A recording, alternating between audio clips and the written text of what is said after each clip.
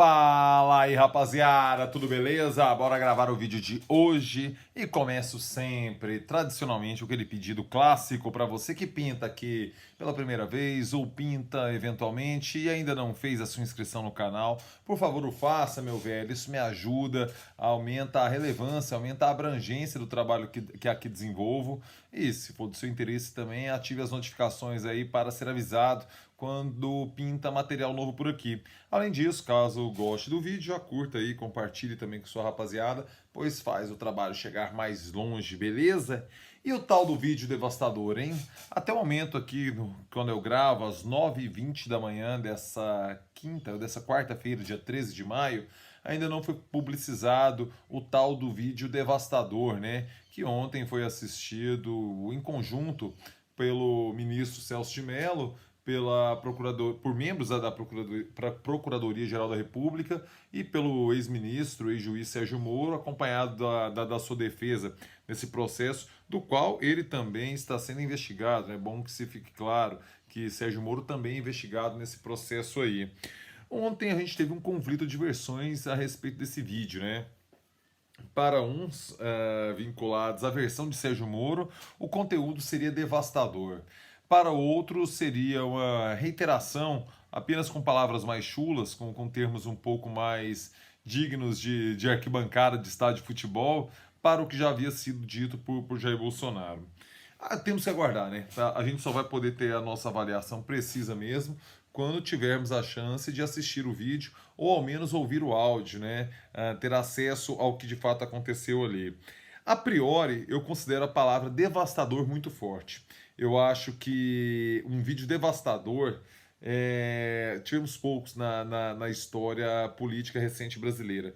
Veja você, o vídeo devastador, um áudio devastador, aquele do Joesley Day, que pegou Michel Temer numa conversa pra lá de esquisita, para dizer o mínimo, né? No horário nada usual, num contexto pouco formal, e aquela gravação nós poderíamos qualificá-la como devastadora. Outra gravação devastadora poderíamos dizer também que foi aquela que envolve o ex-presidente Lula e a ex-presidente Dilma, né? A tal da gravação do Messias, que naquele contexto ela foi sim devastadora, né? Da nomeação de Lula para ministro da Casa Civil do governo Dilma. Esses são dois exemplos devastadores. Tenho minhas dúvidas sinceras se esse vídeo que temos agora em mãos do Supremo Tribunal Federal, aguardando a publicização do mesmo ou não, acredito que talvez isso saia hoje. Esse vídeo talvez envelheça muito rápido, é do jogo, né? Quem mexe com jornalismo está sujeito a isso. Eu tenho a impressão que devastador é uma palavra muito forte. Por quê? Pode ter crime ali, pode ter que talvez tenha crime de fato, mas devastador eu acho uma adjetivação muito pesada. Por quê? Veja você, naquele caso da Dilma e do Lula, sim, a gravação foi devastadora. Por quê?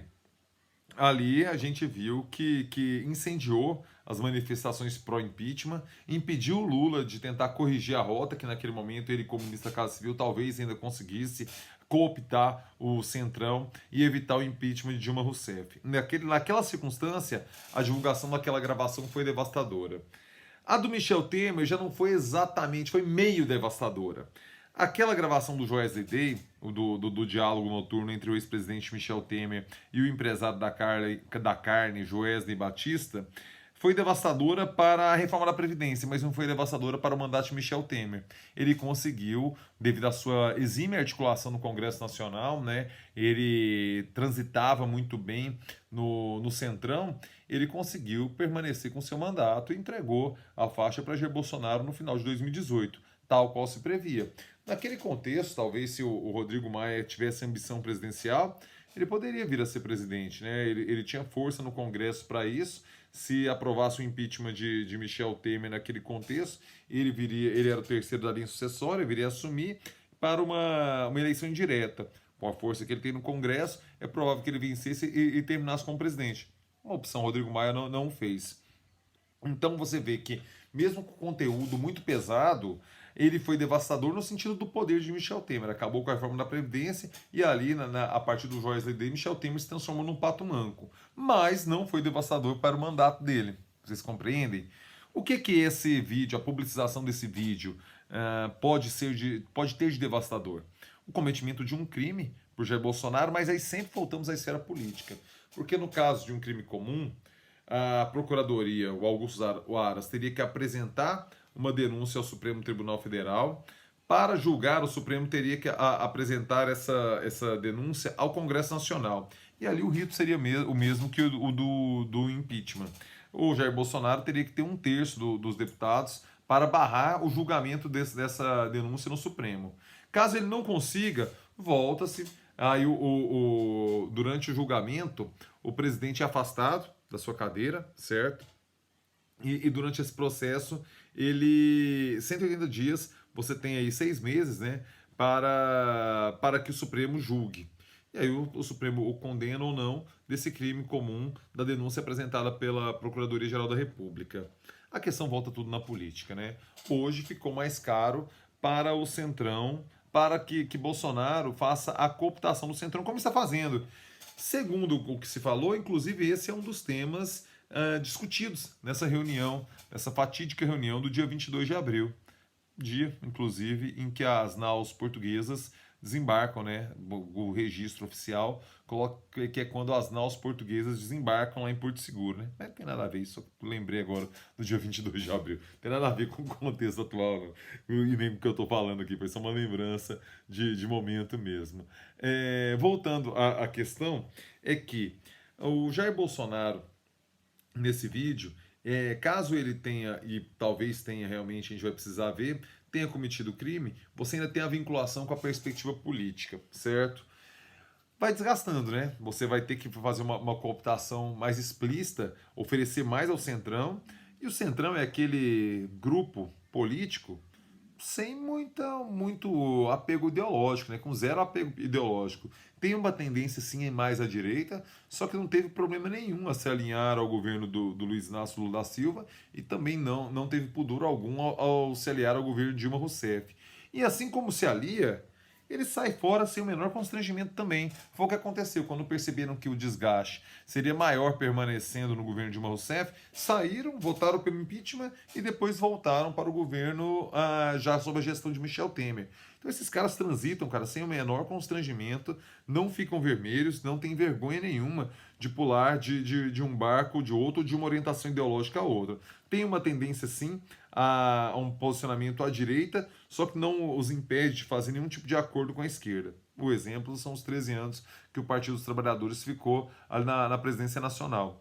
Bolsonaro fez um discurso todo anti-centrão durante a sua... Embora seja um membro notório desse centrão, filiado já ao PFL, filiado já ao PP, filiado já ao PTB, filiado já ao PSC, todos os partidos do Centrão, mas o discurso de Bolsonaro durante o pleito, durante a disputa eleitoral de 2018, até um pouco antes, né, quando ele começa a criar essa imagem de que era contra tudo isso aí, o antissistema e tudo mais, o anti-establishment e tudo mais, Bolsonaro começa a detonar o Centrão, embora seja membro do mesmo. Vocês compreenderam a contradição inerente, né? Só que o problema é que o Bolsonaro ele não tem habilidade que Michel Temer tinha, que Lula tinha, que Dilma não tinha, de articular com essas pessoas, de articular com esses nomes. Então, ou seja, hoje um presidente fraco, muito fraco, precisa garantir ali no mínimo 1/3 dos votos, tanto na Câmara dos Deputados quanto no Senado Federal, para o seu próprio mandato. E Augusto Aras ele fica em xeque, né? Porque ele vai ter que apresentar a denúncia ou não. Apresentando a denúncia, ele se transforma obrigatoriamente, necessariamente, com tudo que a gente observou já da logística, da lógica de atuação política da família Bolsonaro, ele vai ser transformado em comunista, inimigo do clã, e naturalmente deixa de sonhar com a cadeira do Supremo Tribunal Federal, que vai entrar em vacância no final do ano, né, devido à aposentadoria do decano. Por outro lado, se ele não apresenta a denúncia, ele perde credibilidade junto aos seus pares do Ministério Público. É uma encruzilhada. A Aras tem uma escolha de Sofia e que as duas escolhas trazem consequências para as suas pretensões e trazem consequências para a sua biografia. Veja você a situação complexa em que Augusto Aras se meteu. Então é isso. Acho precipitado chamar o vídeo de devastador. ele pode ser devastador, sim, e Bolsonaro pode sobreviver, sim, caso consiga fechar direitinho e ceder muitos anéis para salvar os dedos para o Centrão. Ele cede todos os anéis de ouro do Executivo, isso vai custar muito caro à nação, sabemos das intenções e sabemos o modus operandi do Centrão tradicionalmente. E outro fator, né? As reformas de Paulo Guedes vão todas para o saco, porque nunca foi o interesse do Centrão exercer qualquer tipo de austeridade por parte do Executivo. Então, Paulo Guedes, se o Bolsonaro sobrevive, a agenda de Paulo Guedes está naturalmente, sobrevive politicamente, né, que eu estou falando, a agenda de Paulo Guedes naturalmente está morta também, porque não compactua uma lógica de atuação do Centrão, que demanda gastos públicos para manter as suas bases, entendeu? Para exercer o tipo de poder que eles dão conta de exercer, com a perspectiva liberal de Paulo Guedes, aquele liberal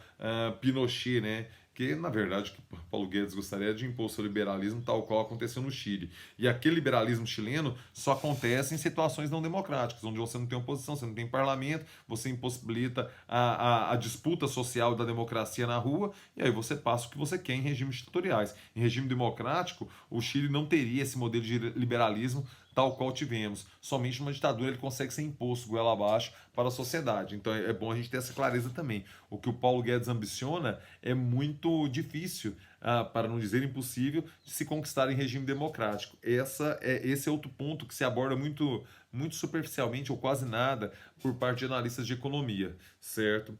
Esse é o dado, sabe? Vamos aguardar, ver o vídeo. Acredito que, como coloquei, esse vídeo que gravo agora, ele deve envelhecer muito rápido, ele vai perder a validade muito rápido, porque talvez quando você assisti-lo, já tenhamos aí em mãos a gravação de Celso de Mello para analisar com mais profundidade qual versão está mais apropriada, a versão de Sérgio Moro, do perfil devastador do vídeo, ou a versão do campo bolsonarista, de que o vídeo seria mais o mesmo, seria aquilo que o presidente já estava falando, tanto e já tinha publicizado em outras ocasiões, somente com linguajar mais chulo. E aí Damares e Weintraub se enrolaram, né?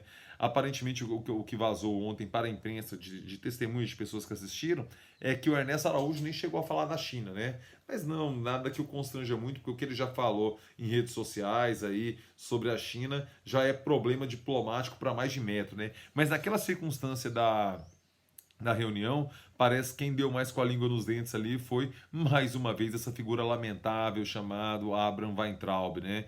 Teria pedido a prisão dos membros do Supremo Tribunal Federal, teria falado de palavras pouco elogiosas à China e à crise da Covid-19. A Damares teria pedido a prisão de prefeitos e governadores. Vamos, quando pudermos assistir o vídeo, ver exatamente a circunstância que se deu. Vai ser muito interessante observar essa discussão intestina do governo federal e como eles tratam a coisa pública, uma reunião pública no ambiente público e como eles tratam da coisa pública. Vai ser, no mínimo, instrutivo para compreender como funciona a parte formal, porque ali sim era um ambiente formal, embora de caráter reservado, que agora deve se tornar público, do governo Bolsonaro. Vai ser bastante legal e divertido e um tanto quanto instrutivo ver isso aí.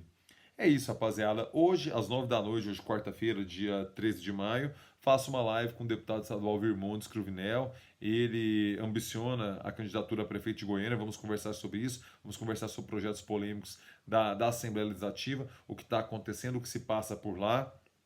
E aguardo a sua participação, aguardo a sua pergunta, aguardo seu comentário. Hoje, às 9 da noite, aqui no canal, outra live Coça Aqui. No sábado, na sexta-feira, eu vou receber o Henrique Augusto, companheiro de interativa, amigo de longa data, vai participar da live Coça Aqui, aquela mais relax, tomando uma, sexta-feira, outro clima, outro astral, também às 9 horas da noite, aqui no canal, beleza? Caso você tenha chegado até aqui, peço mais uma vez para que você curta e compartilhe o vídeo de hoje. Tem que curtir e compartilhar rapidinho, né? Porque se o vídeo for publicizado do Celso Mello, ele perde a validade. E, por favor, se inscreva no canal, faça essa gentileza, ajude o meu trabalho aqui se inscrevendo. Tranquilo? Meu sincero abraço para você, uma excelente quarta, meu velho. Hoje à noite, Virmondes Cruvinel, aqui na live Coça Aqui. Abração, é nóis!